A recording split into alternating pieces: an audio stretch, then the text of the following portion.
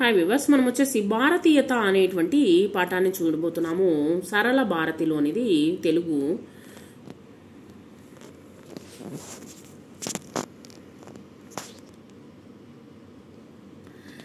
సరళ భారతిలోనిది 6వ తరగతి భారతీయత. మన జాతీయ గీతము జనగణమన, తర్వాత వందే మాతరము, సారే జహాసే అచ్చా మొదలగు దేశభక్తి గేయాలు, వాటి రచనల పేర్ల పట్టికలను అంతర్జాలము సహాయంతో తయారు చేయండి. భారతీయతను గురించి ఈ పాఠంలో తెలుసుకుందాము.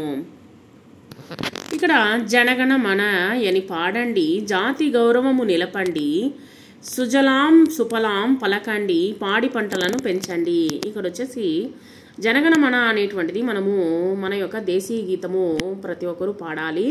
జాతి గౌరవాన్ని నిలపండి, మన యొక్క భారతదేశ జాతి యొక్క గౌరవాన్ని నిలబెట్టండి.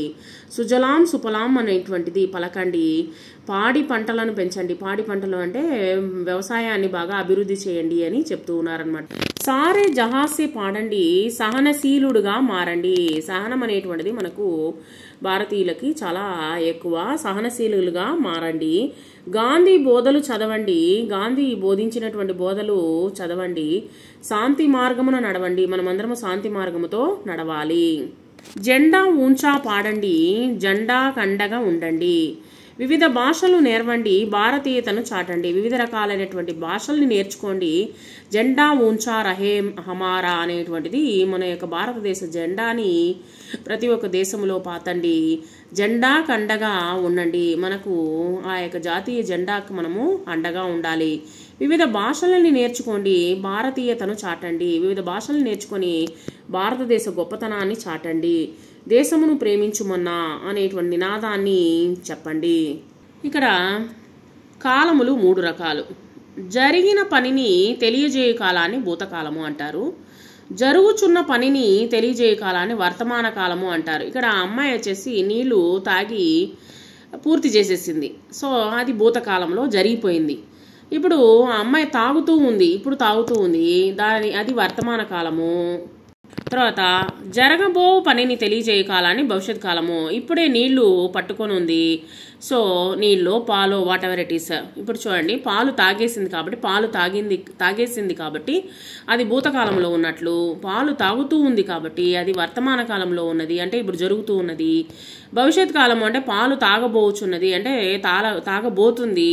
సో పాలు అనేటువంటిది తాగబోతుంది కాబట్టి అది వచ్చేసి భవిష్యత్ కాలంలో ఉన్నట్లు.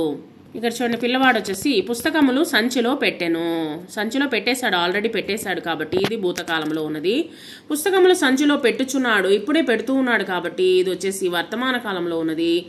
పుస్తకములు సంచిలో పెట్టబోచున్నాడు, పుస్తకాలని ఇంక మీటదే పెడతాడు కాబట్టి అది వచ్చేసి భవిష్యత్ కాలంలో ఉన్నది. ఇక్కడ పూలను కోసేశారు, ఒక ఆవిడ వచ్చేసి పూలని కోసేశారు. సో పూలను కోసేశారు కాబట్టి ఇది భూతకాలంలో ఉన్నది. పూలను కోయిచున్నది, ఇప్పుడే కోస్తూ ఉన్నది కాబట్టి అది వర్తమాన కాలంలో ఉన్నది.